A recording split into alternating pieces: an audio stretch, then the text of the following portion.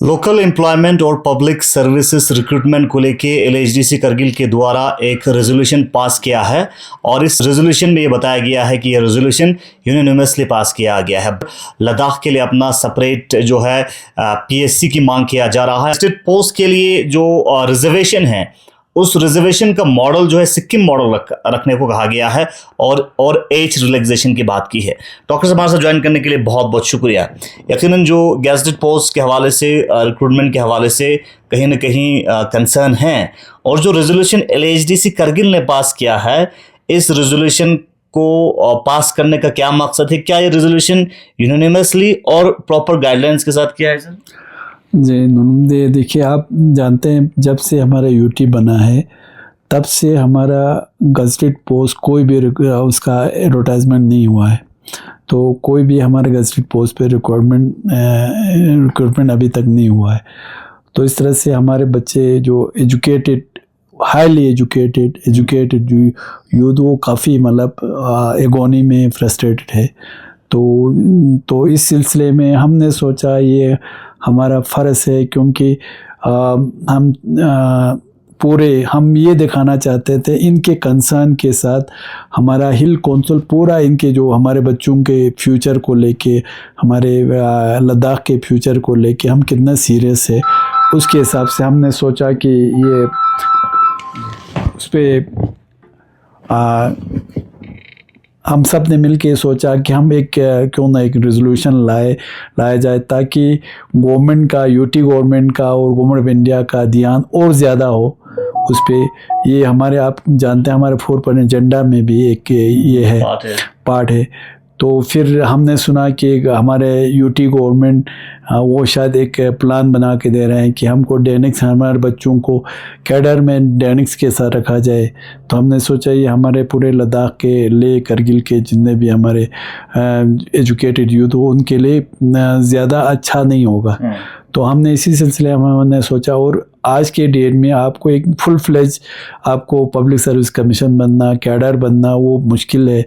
तो हमने इसलिए एक रेजोल्यूशन पास करके ये बताने की कोशिश किया है कि गवर्नमेंट जब तक हमारे अपना कोई पब्लिक सर्विस कमीशन ना हो, जब तक हमारा कोई कैडर ना हो, तब तक हमें जेएनके, क्योंकि जेएनके में ऑलरेडी सब एस्टेब्लिश है तो उसमें हमें कोई प्रॉब्लम नहीं है। हमारा तो 5 साल पहले हम जेएनके के साथ थे और आप जानते हैं आज के डेट में भी हमारे JNK Ladakh high court common है। इस तरह बाकी भी कुछ हमारे कॉमन है। तो हम चाहते हैं कि सेपरेट कैडर बने तब तक जेएनके के साथ रखने के लिए। और हमने ये एक यूनानिमस पूरा हमारे जितने भी काउंसलर थे सभी काउंसलर ने सपोर्ट किया है। बिल्कुल। एक कंसर्न ये है सर, जब भी कोई रेजोल्यूशन लाता है तो वो जो रेजोल्यूशन है टेबल किया जाता है और उसके ऊपर बाज़ाबिता डिस्कशन होता है और जो काउंसिल का सीईओ है वो डिप्टी कमिश्नर होता है, उनको ही इस मीटिंग में भी शामिल किया जाता है। लेकिन जो रेजोल्यूशन है इसमें जो काउंसिल का सीईओ है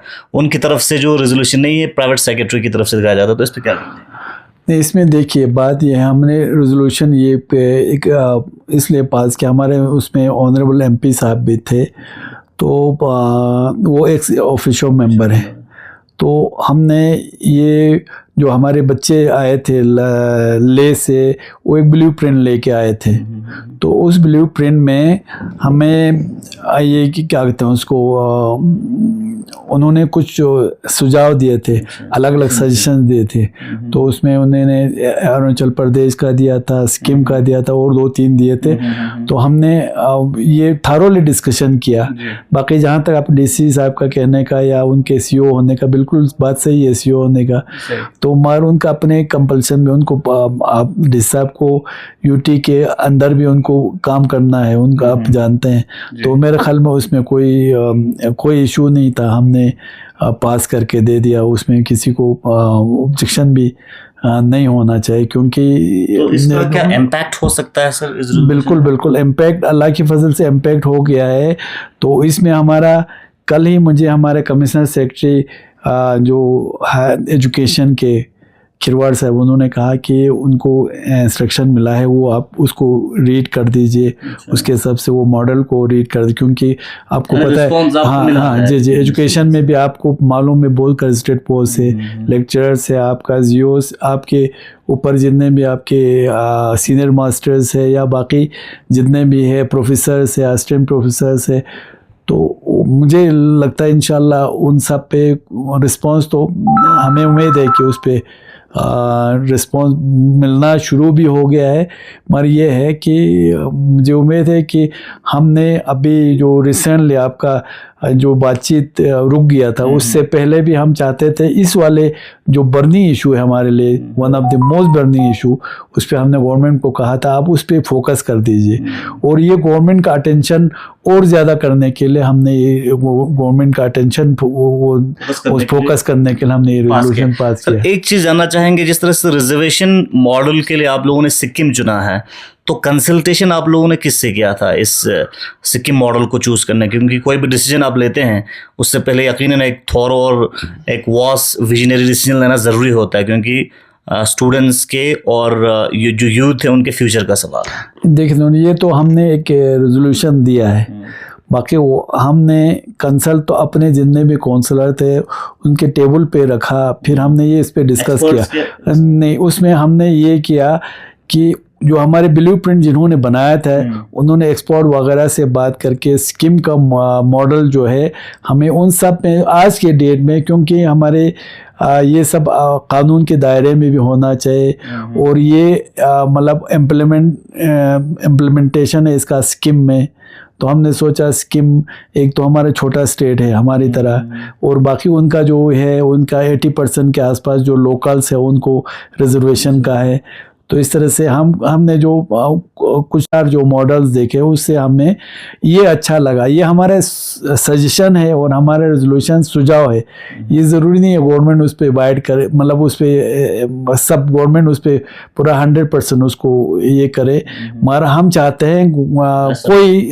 मसला हल हो जाए, इशू जो बच्चों का इशू है वो एड्रेस हो जाए, उसका एक हमने एक रोड मैप जैसा हमने गवर्नमेंट को देने की कोशिश की। वो हमारा डिस्ट्रिक्ट सर्विस सिलेक्शन बोर्ड का है जो हमारा यहाँ पे हमने कोशिश किया, एक तो कोई भी पोस्ट अगर आ जाए उसको जल्दी हमारे एडवर्टाइज करके, आपने देखा होगा इस साल ही हमारा कितने निकल गया, और अभी भी रिसेंटली हमारा एग्ज़ाम हो गया। एक तो जो डिज़र्व है उसको मिले, हम 100% ट्रांसपेरेंसी लाना चाहते हैं, और अल्लाह के फजल से ट्रांसपेरेंसी है, उसके लिए मैं अपने जो डी साहब है उसके जितने भी सबऑर्डिनेट है उनका बहुत मशकूर हूँ कि बहुत ट्रांसपेरेंट तरीके से ये एग्ज़ाम जो पिछले जब से मैं आया हूँ 1 साल से, किसी का कोई ये नहीं है, कोई शिकायत नहीं है, तो हम बिल्कुल भी कौंसल उसमें इंटरफियर भी नहीं करते हैं।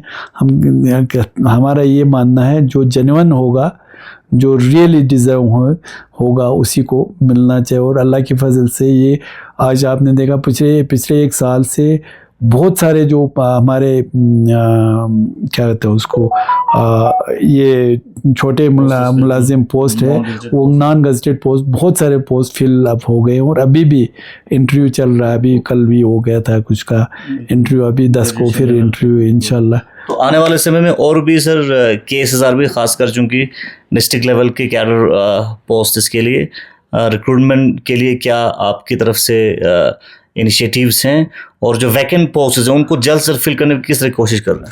नहीं, ये हमने डी साहब को इंस्ट्रक्शन दिया है, और डी साहब खुद भी पर्टिकुलर है, कोई भी क्या मतलब पोस्ट कहीं से भी आपको इंडियन आता है किसी डिपार्टमेंट से वैकेंट पोस्ट का, तो उसमें जल्दी हमको उसके लिए एडवर्टाइजमेंट निकालना है, ताकि न सिर्फ हमारे वो डिपार्टमेंट सफ़र ना हो, बल्कि हमारे जो अनएम्प्लॉयड यूथ है उनको एक मौका मिले आगे जाके उसमें अप्लाई करने के लिए।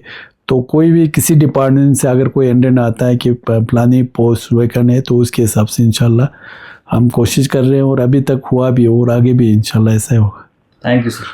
चलिए बहुत बहुत शुक्रिया। लद्दाख ऑटोनोमस हिल डेवलपमेंट काउंसिल करगिल के चेयरमैन डॉक्टर जाफर आखून रिसेंटली LHDC करगिल के द्वारा एक रेजोल्यूशन पास किया है, और इस रेजोल्यूशन को पास करते समय जब जनरल मीटिंग काउंसिल्स के साथ किया जा रहा था, उस टाइम पे डॉक्टर जाफर आखुंद चीयर कर रहे थे। इनका कहना है कि आने वाले समय में लद्दाख के जो यूथ्स हैं, इनके इशूज़ को और ख़ासकर गैजेटेड पोस्ट के इशूज़ को हल करने के लिए रेजोल्यूशन पास किया है और यूटी एडमिनिस्ट्रेशन और गवर्नमेंट ऑफ इंडिया को एक सुझाव LHDC करगिल के द्वारा दिया है। आप देखते हैं गुलिस्तान।